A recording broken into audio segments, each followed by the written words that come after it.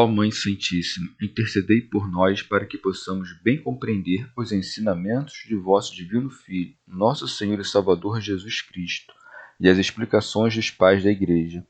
Ó Virgem Imaculada, ofereço-vos este trabalho e peço que abençoais aqueles que o ouvirem, e que seja para a maior honra e glória de Deus. Amém. Senhor onipotente, purificai o meu coração e os meus lábios.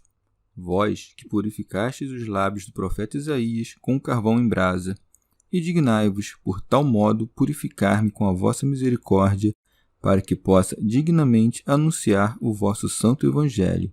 Por Jesus Cristo, nosso Senhor. Amém. Senhor, abençoai-me. Que o Senhor resida no meu coração e nos meus lábios, para que anuncie digna e convenientemente o seu Evangelho. Amém.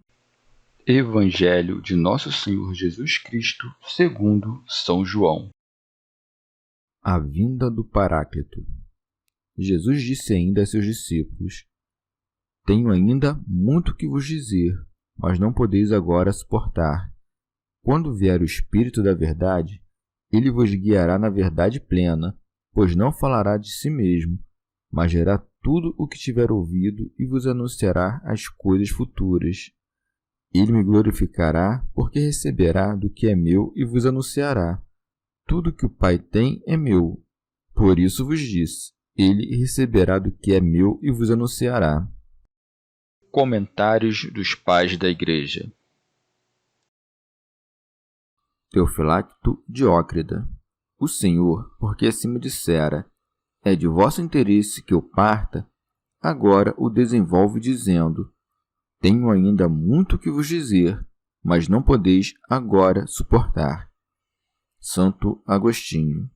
Todos os hereges usam esse trecho para encobrir suas invenções ousadas, mesmo aquelas que mais atemorizam a razão humana, contando com esta frase evangélica, como se seus sistemas estivessem incluídos naquilo que nem os discípulos não puderam entender e o Espírito Santo os tivesse inspirado, aquilo que até o espírito imundo tem vergonha de ensinar e pregar publicamente. Mas existem coisas ruins que o decoro humano não pode suportar e outras coisas boas que a razão limitada do homem não pode compreender. O mal é o que reside nos espíritos impuros, e o bem é o que o separa de todos os seres vivos. Quem então de nós ousará acreditar naqueles que entendem as coisas que os outros não podem alcançar? E, portanto, nem mesmo eu deveria dizer isso. Mas alguém dirá, mas agora há muitos que sabem o que Pedro então não entendia. Assim, por exemplo, muitos podem ser coroados pelo martírio, principalmente depois da vinda do Espírito Santo, o que, então, quando o Espírito ainda não tinha vindo, Pedro não pôde. Admitamos que muitos possam, por esse motivo, já que foi mandado o Espírito Santo, compreender o que os discípulos não conseguiam antes da vinda do Espírito Santo. Sabemos o que Jesus Cristo não quis dizer? Algum de nós pode dizer o que é que ficou em silêncio? Parece-me muito absurdo que o Senhor não pudesse ter comunicado aos discípulos aqueles mistérios altíssimos que encontramos mais tarde nos escritos apostólicos, assim como também é absurdo que, se o Senhor o tivesse feito, não se refletisse naqueles escritos. Os heresiarcas não podem tolerar nas Sagradas Escrituras nada que confirme a fé católica e condene seus erros, como dos maniqueus, sabelianos e arianos, assim como não podemos tolerar suas vãs teorias. Porque o que é não poder tolerar uma coisa, senão não ter paciência para sofrer? E que fiel há, mesmo catecúmeno, que, antes de receber o Espírito Santo pelo batismo, não lê nem ouve com prazer, mesmo que não o compreenda, o que foi escrito depois da ascensão do Senhor? Talvez alguém diga, não há homens espirituais que, em matéria de doutrina, escondem algo dos carnais e só comunicam aos espirituais?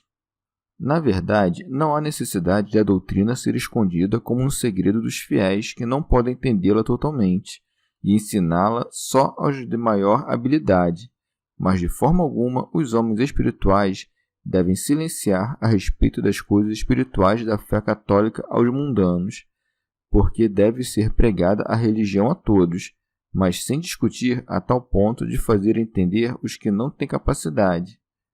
Mais cedo os incomodam com seus sermões que os fazem compreender a verdade.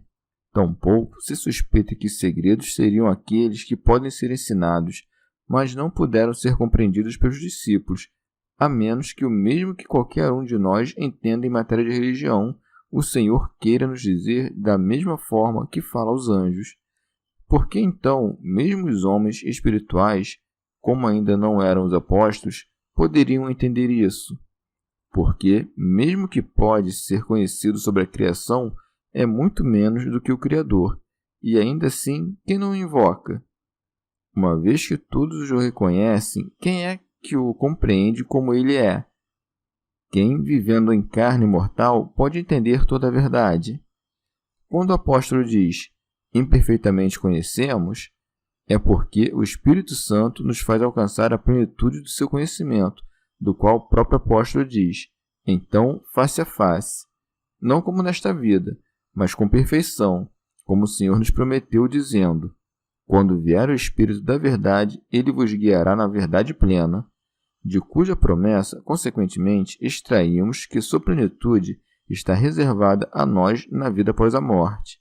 Mas, enquanto isso, o Espírito Santo ensina espiritualmente aos fiéis o quanto cada um é capaz de entender e desperta desejos maiores em seus corações. Dídimo. Ou ele quer dizer que seus ouvintes ainda não haviam entendido todas as coisas que, por glória de seu nome, eram capazes de suportar. Então, revelando coisas menores, ele adia as maiores para um tempo futuro, coisa que eles não podiam entender até que a própria cabeça dos discípulos fosse crucificada e isso fosse o ensinamento. Eles ainda eram escravos dos tipos, sombras e imagens da lei, e não podiam suportar a verdade da qual a lei era só uma sombra. Mas, quando o Espírito Santo viesse, ele os guiaria por sua doutrina e ensinamento de toda a verdade, trazendo-os da letra morta ao Espírito vivificante, que é o balizador de toda a verdade da Escritura. São João Crisóstomo.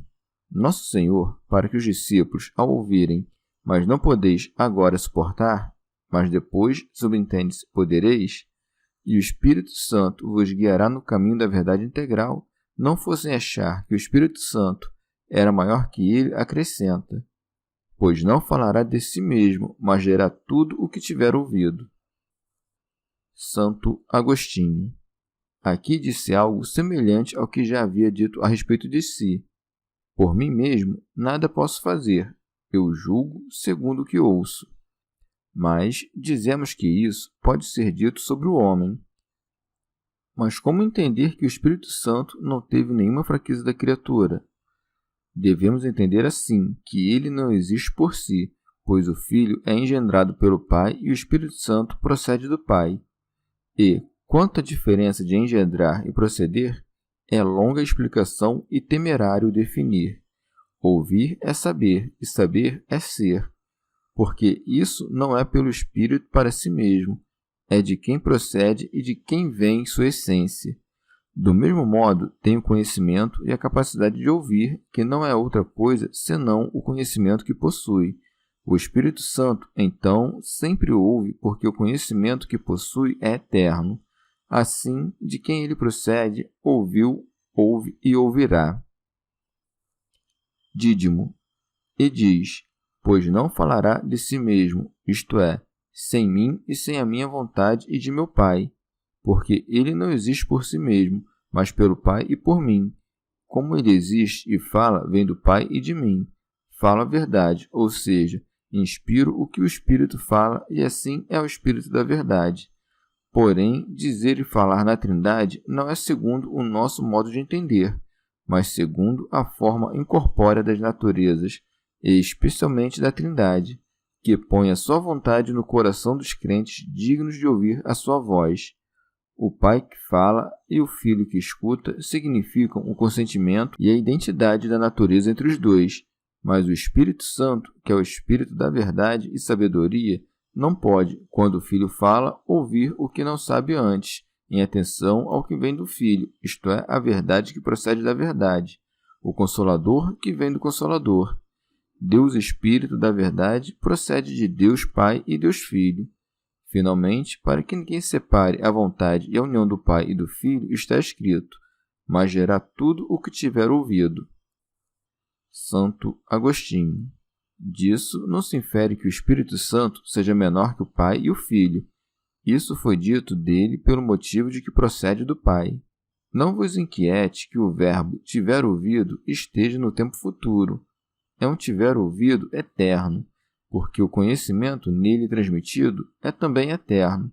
Em tudo que é eterno, sem início e sem fim, pode-se usar qualquer tempo verbal. E embora tal natureza imutável não admita foi e será, mas apenas é, não faltaremos à verdade se dissermos foi e é e será. Foi, porque nunca não foi. Será, porque nunca não será.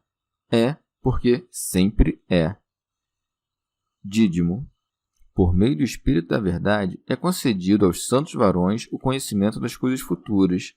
Por isso, os profetas vaticinavam repletos deste mesmo Espírito, e viam como presentes as coisas que mais tarde se seguiriam. Daí que se siga, e vos anunciará as coisas futuras. São Beda. Consta que muitos, por estarem repletos da graça do Espírito Santo, conheceram os acontecimentos vindouros. Porém, como também muitos, embora resplandeçam com 1000 virtudes, não conhecem, todavia, as coisas vindouras, quando nosso Senhor diz que o Espírito Santo e vos anunciará as coisas futuras, podemos entender que ele restituirá às vossas memórias os gozos da pátria celestial. Aos apóstolos, porém, anunciou o que lhes aconteceria, a saber, os males que sofreriam por confessar Cristo e os bens que, em recompensa desses males, haveriam de receber. São João Crisóstomo. Por meio destas palavras, Nosso Senhor levantou os espíritos dos discípulos, já que a raça humana por nada anseia mais do que saber o futuro. Ao anunciar-lhes, portanto, os futuros perigos, arranca-os dessa preocupação, porque os previne de cair neles por desatenção.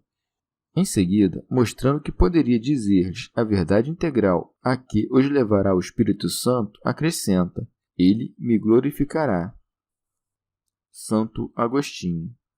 Ele me glorificará porque, derramando a caridade sobre os corações dos crentes e tornando-os espirituais, desvendou-lhes de que modo o Filho, que até então só conheciam segundo a carne e consideravam homens que eram mero homem, era igual ao Pai.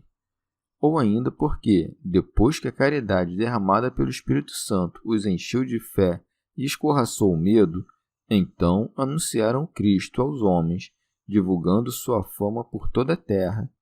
É que Nosso Senhor aqui atribui ao próprio Espírito Santo o que os apóstolos viriam a fazer soprados por ele. São João Crisóstomo. O Senhor, como tempos atrás houvesse dito, um só é vosso Mestre, o Cristo, aqui, para que acolhessem também o Espírito Santo, acrescentou, porque receberá do que é meu e vos anunciará. Dídimo. Em receberá do que é meu, receber deve ser entendido no sentido cabível à natureza divina. Assim como o filho, ao dar, não é privado do que dá, nem leva prejuízo quando beneficia outro, do mesmo modo, o Espírito Santo não recebe o que já antes não possuía, pois, se recebesse o que antes não tinha, tornar-se-ia, uma vez passado adiante o dom, um perdulário arruinado. Por isso, deve-se reconhecer que o Espírito Santo recebe do Filho o que era próprio de sua natureza, e que não é uma substância que dá, outra que recebe, mas uma só que, ao mesmo tempo, tanto dá quanto recebe, assim como se diz que o Filho recebe do Pai aquilo de que subsiste.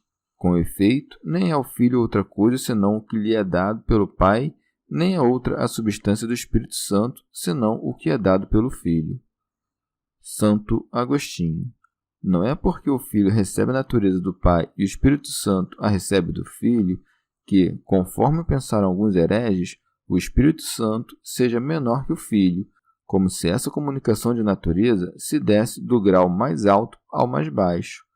Por isso é que Nosso Senhor, resolvendo essa questão, explica por que falou assim, dizendo: tudo o que o Pai tem é meu. Por isso vos disse: ele receberá do que é meu e vos anunciará. Dídimo: como se dissesse: embora o Espírito da verdade proceda do Pai, todas as coisas que o Pai tem são minhas, e até mesmo o Espírito do Pai é meu e recebe de mim.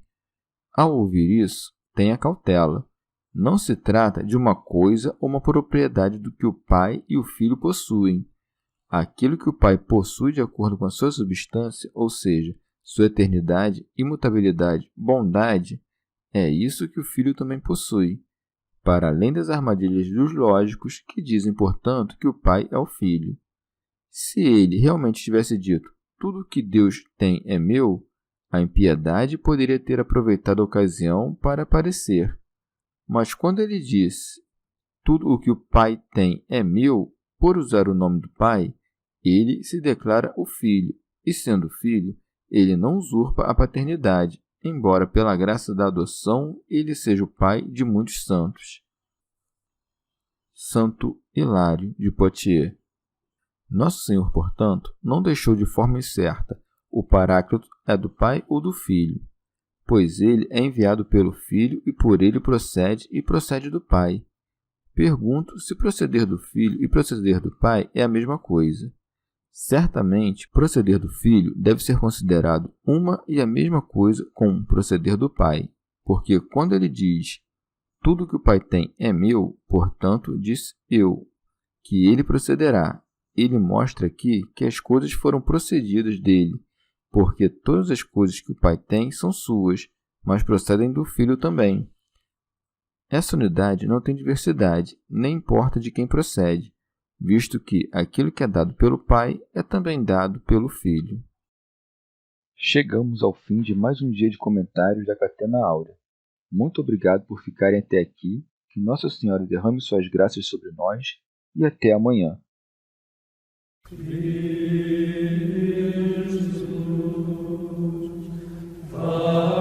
Jesus,